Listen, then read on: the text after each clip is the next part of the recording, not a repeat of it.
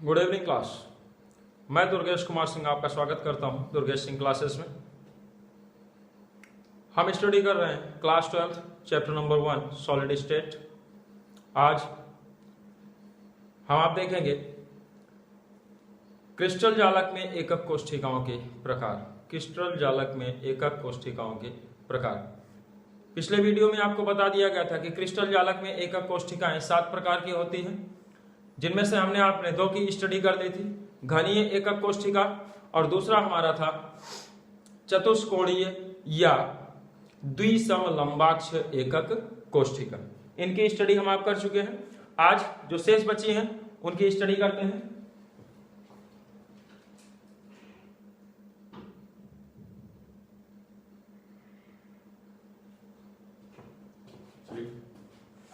तो हमारी अगली एकक कोष्ठिका है विषम लंबाक्ष एकक कोष्ठिका। कौन सी है? विषम लंबाक्ष। विषम लंबाक्ष एकक कोष्ठिका थर्ड है हमारा विषम लंबाक्ष एकक कोष्ठिका। देखिए नाम से ही इसके, अगर नाम पे आप थोड़ा सा कंसंट्रेट कीजिए तो नाम में ही इसके जाहिर है कि लंबाइयां क्या हो? विषम हो। सभी अक्ष की लंबाइयां विषम हो। सभी अक्ष की लंबाई यानी कि x अक्ष वाला जो हमारा कोर होगा उसकी भी लंबाई भिन्न होगी, उसकी लंबाई अलग होगी, y की अलग होगी, z की अलग होगी। तीनों की तीनों लंबाइयां हमारी जो होती हैं, तीनों की तीनों जो भुजाएं होती हैं उनकी लंबाइयां हमारी भिन्न भिन्न होंगी। तो उसी को हम क्या कह देंगे? विषम लंबाक्ष एकक कोष्ठिका कह देंगे। अर्थात इसके लिए देखेंगे तो हमारा x कभी भी y के बराबर नहीं होगा और ना तो y जो है किसके बराबर होगा? z के बराबर होगा। हमारी कोई भी लंबाई एक दूसरे के बराबर नहीं होगी। लेकिन देखिए अल्फा कोण, बीटा कोण और गामा कोण, इन तीनों के मान जो होंगे वो 90 डिग्री ही होंगे। कोण, सभी के सभी कोण हमारे कैसे होंगे? उस घन में, उस आपके में विषम लंबाक्ष एकक कोष्ठिका के सारे कोण तो हमारे 90 डिग्री के होंगे, लेकिन भुजाएं जो होंगी कोई भी भुजा हमारी बराबर नहीं होगी।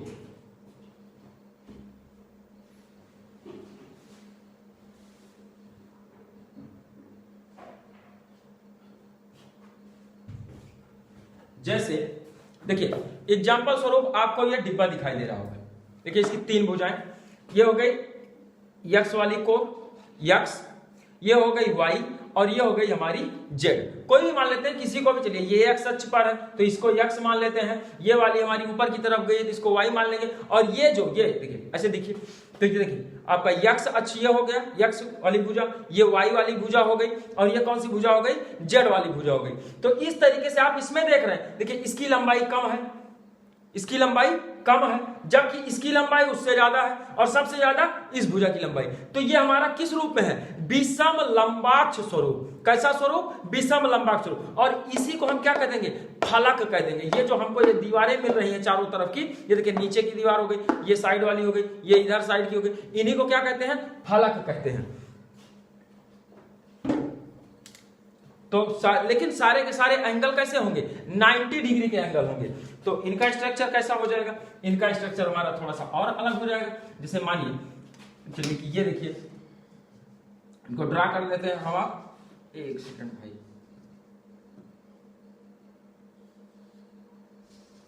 एक ये हो गई, इसको थोड़ा सा लंबा कर लेते हैं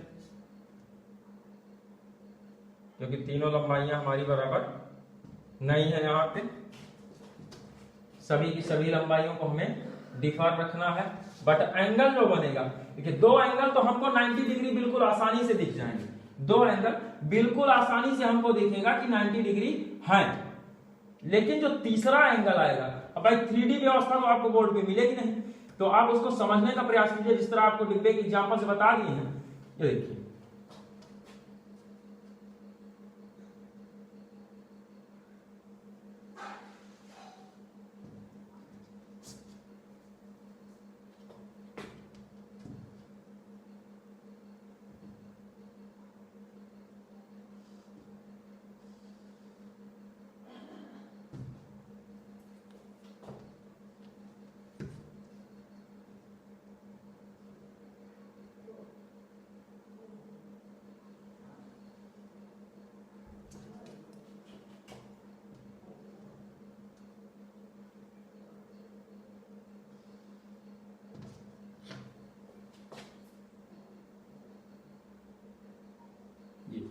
कुछ इस तरीके का आकार हमको मिल जाएगा। तो यहां पर देख रहे हैं कि सारी भुजाएं, ये आपका होगा कौन सा, यक्स वाला, और ये ऐसे जो सामने की तरफ निकली हुई है इनको क्या कहते हैं, ऐसे तिरछा, ये हमारी हो गई कौन सी, जेड वाली, और ये जो खड़ी लाइनें आपको दिखाई दे रही हैं ये वाई हो जाएंगी। तो इन तीनों की लंबाइयां हमारी कैसी होंगी, तीनों की लंबाइयां डिफर होंगी, और इनके कोण कितने कैसे होंगे, कोण हमारे सभी के सभी समान होंगे और 90 डिग्री के होंगे। तो इसको हम क्या कह देंगे, विषम लंबाक्ष कह देंगे। क्या कहेंगे, विषम लंबाक्ष। जब हमारे सारे के सारे कोण जो है कैसे हो, 90 डिग्री के, किंतु सभी भुजाओं की लंबाई भिन्न भिन्न हो, तब हम उसे विषम लंबाक्ष एकक कोष्ठिका कहते हैं।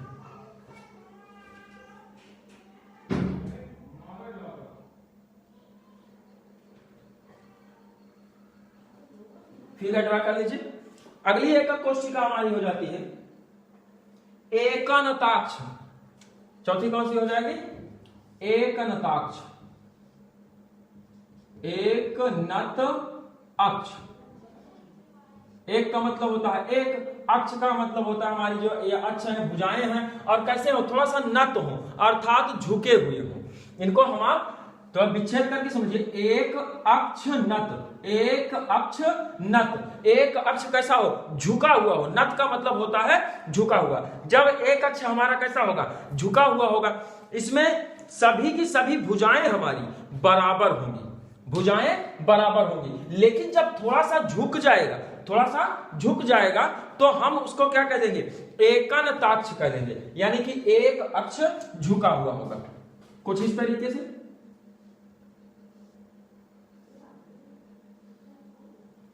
इनको इक्वल मान लेते हैं, एक, अर्थात x is equal to y is equal to z, but alpha is equal to beta but not equal to gamma.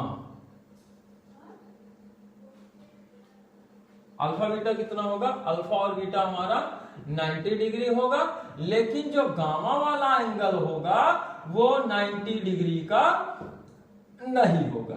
जो गामा वाला एंगल होगा, तीसरा एंगल, वो 90 डिग्री का नहीं होगा।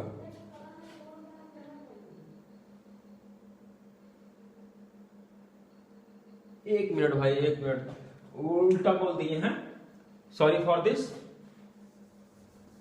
थोड़ा सा उल्टा हो गया भाई। देखिए, जो भुजाएं हैं इसमें ना तो हमारी कोई भुजा, ना तो कोई भुजा बराबर होगी, और ना ही जो है कोई ना तो हमारा सभी एंगल 90 अंश के होंगे। जैसे पीछे वाले के तीनों में हम आप देखें तो सारे के सारे एंगल हमारे कैसे थे, 90 डिग्री के एंगल थे। और उसके बाद हम इसमें देख रहे हैं अभी प्रेजेंट टाइम में, तो इसमें हमको सारी की सारी भुजाएं, हमारी भुजाएं एक भी बराबर नहीं है। कोण, कोई दो कोण हमारे 90 अंश के होंगे, कोई भी दो कोण, जैसे हमारा कोण अल्फा और कोण गामा, ये दोनों कैसे होंगे, ये 90 डिग्री के होंगे। लेकिन जो कोण बीटा कोण है हमारा, वो 90 डिग्री का नहीं होगा। 90 डिग्री से अधिक हो सकता है, 90 डिग्री से कम हो सकता है, लेकिन 90 डिग्री का, 90 अंश का कोण हमारा 90 डिग्री का नहीं होगा। तो उसको हम क्या कह देंगे, एकनताक्ष कह देंगे। क्या कह देंगे भाई, एकनताक्ष एकक कोष्ठिका।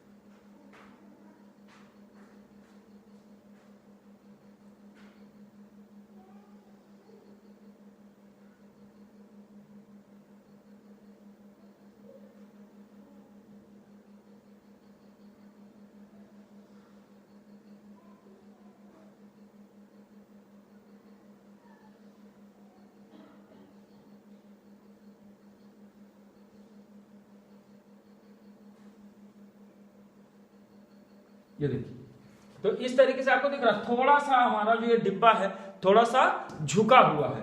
तो इसको हमारा इसमें देखिए मान लेते हैं कि ये वाला एंगल हमारा 90 हो जाएगा, ये वाला एंगल 90 हो जाएगा, ये वाला, और ये एंगल हमारा, ये एंगल और कौन सा दूसरा एंगल देखेंगे तो दूसरा एंगल हमारा ये हो गया, देखिए एक्स और वाई, अल्फा और अल्फा कोण हमारा कैसा हो गया, इतना का हो गया, और ये वाला एंगल। लेकिन जो तीसरा एंगल होगा, तीसरा एंगल वो हमारा 90 डिग्री का नहीं होगा। तो ऐसी संरचना को हम क्या कह देंगे, एकनताक्ष एकक कोष्ठिका कह देंगे। नोट कर लीजिए, फिगर बना लीजिएगा, बहुत आसानी से आपको समझ में आ जाएगा।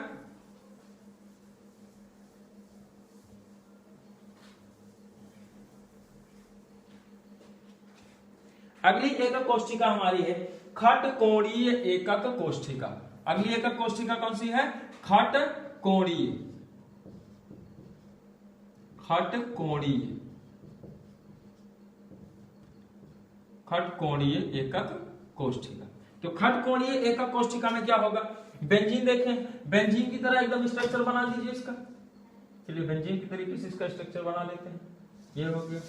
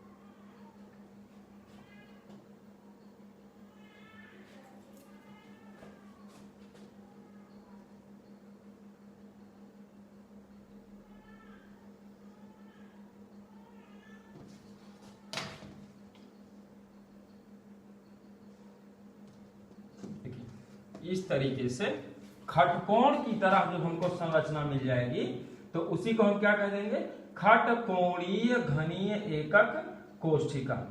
ये हमारी कैसी संरचना कहलाएगी, खटकोणीय घनीय एकक कोष्ठिका कहलाएगी।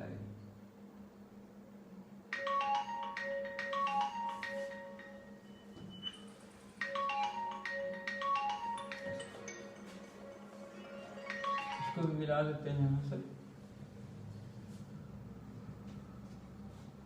ये एंगल जो आएगा इसको थोड़ा सा बड़ा करना पड़ेगा ताकि ये समझ में आ जाए भाई। और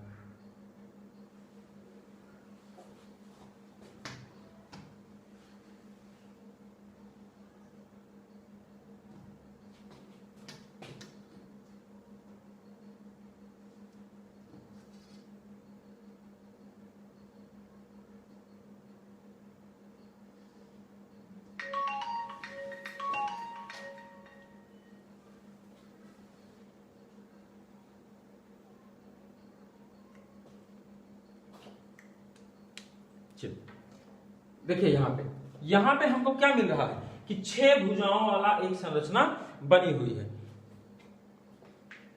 जस्ट वेट, हेलो, अरे भैया अभी थोड़ा बिजी है, बाद में बात करते हैं जी, हम कॉल कर लेंगे जी।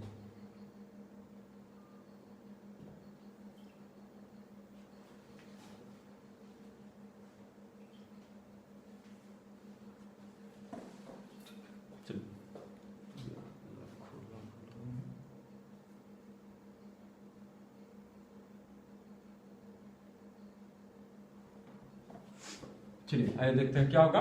इसमें हमारी भुजाएं, तीनों की तीनों भुजाएं कैसी होंगी? तीनों भुजाएं हमारी एक दूसरे से भिन्न, या फिर हमारी दो भुजाएं, इसमें क्या होती है, दो भुजाएं, सॉरी, x और y, दो भुजा हमारी क्या हो जाएगी, x और y, ये बराबर होगी, लेकिन जो भुजा z है वो बराबर नहीं होगी। x और y हमारी कैसी होंगी, x और y बराबर होंगी।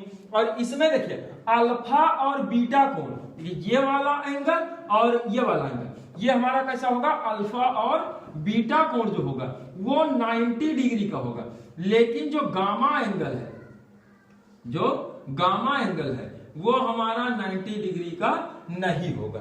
ठीक, बल्कि कितना होगा, 90 डिग्री नहीं होगा तो क्या होगा, ये 120 अंश का होगा। गामा कैसा होगा हमारा, 120 अंश का। तीनों भुजाएं हमारी अलग अलग होंगी, मतलब दो भुजा में से जब हमारी कोई दो भुजाएं बराबर हो, इनमें भुजाओं की संख्या भी ज्यादा होगी, फलकों की संख्या भी ज्यादा होगी, तो हम इनको क्या कह देंगे, खटकोणीय। खटकोण के जैसी जब हमको आपको आकृति मिलेगी तो उसको हम क्या कह देंगे, खटकोणीय एकक कोष्ठिका। क्या कह देंगे, खटकोणीय एकक कोष्ठिका कह देंगे। नोट कर लीजिए।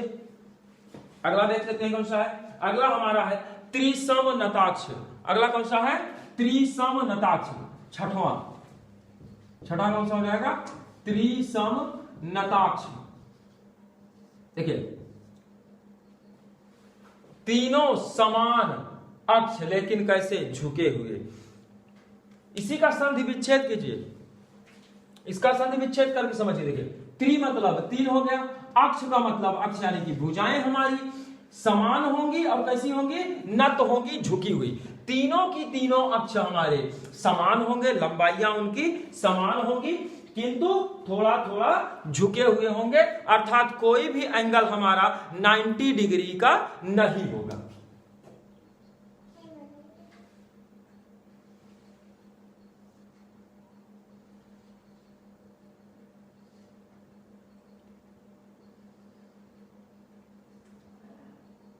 कोई भी एंगल 90 डिग्री का नहीं होगा।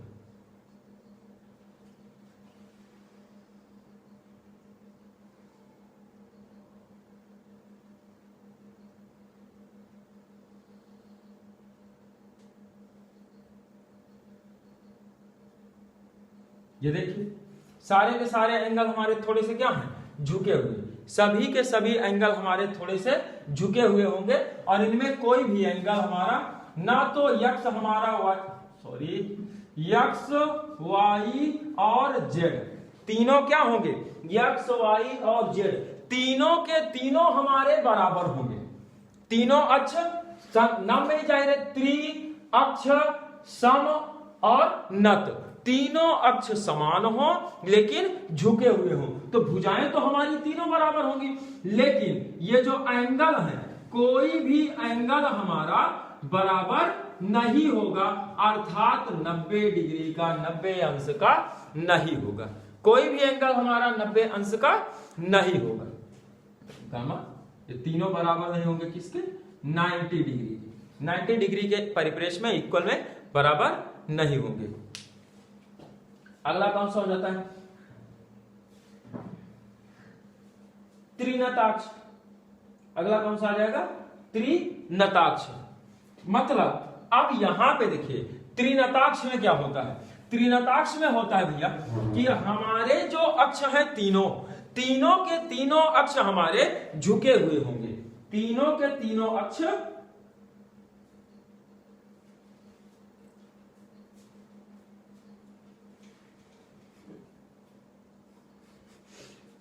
तीनों अक्ष हमारे झुके हुए होंगे। सातवां कौन सा है, त्रिनताक्ष, त्रिनत अक्ष, त्रिअक्ष नत, त्रिअक्ष नत, यानी कि तीनों के तीनों अक्ष हमारे झुके हुए होंगे। लेकिन क्या इसमें सम शब्द छुपा हुआ है, सम शब्द है, नहीं है, अर्थात कोई भी अक्ष हमारा बराबर नहीं होगा। एक को बहुत हम छोटा कर लेते हैं, दूसरे को जो है थोड़ा सा क्या कर लेते हैं, बड़ा कर लेते हैं, इसे बना लेते हैं। देखिए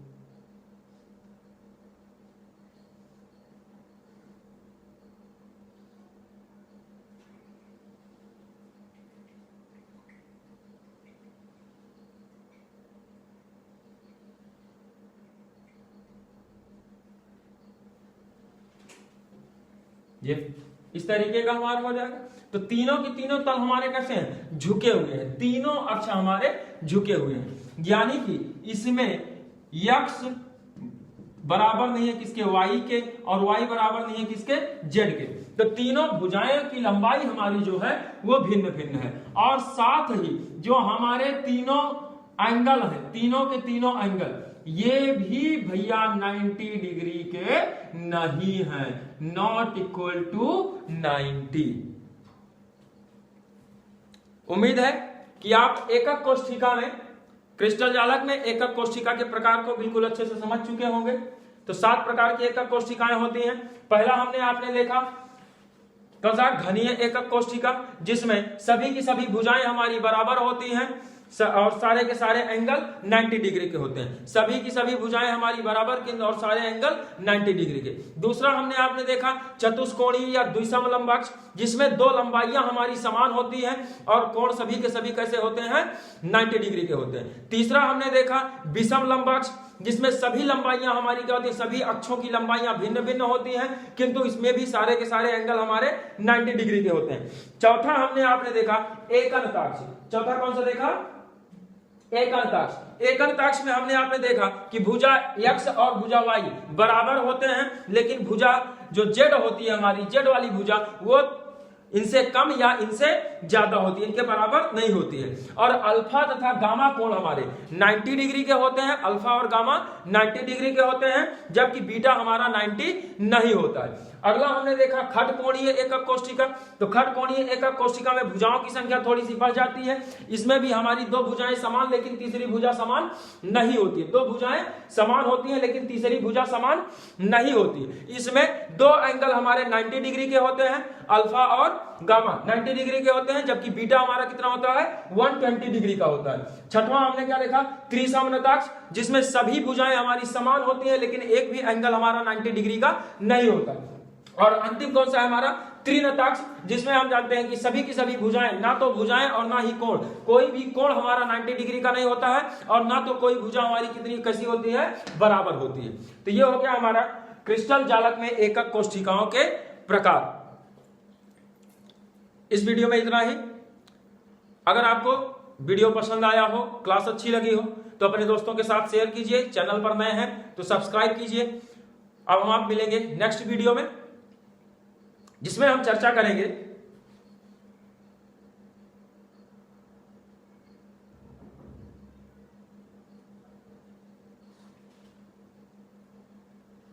ब्राइवे जालक की। किसकी चर्चा करेंगे, ब्राइवे जालक। ब्राइवे जालक क्या होते हैं, कितने प्रकार के होते हैं। क्योंकि एकक कोष्ठिकाएं हम सभी देख चुके हैं, इन एकक कोष्ठिकाओं के मिलने से ही क्या बनता है, जालक बनता है। तो ब्राइवे ने, जो फ्रांसिस गणितज्ञ है ब्राइवे, उन्होंने कितने प्रकार के क्रिस्टल जालक बताए हैं, ये हम आप उसमें देख लेंगे। तो हमारी नेक्स्ट क्लास में क्या होगा, ब्राइवे जालक। धन्यवाद, जय हिंद।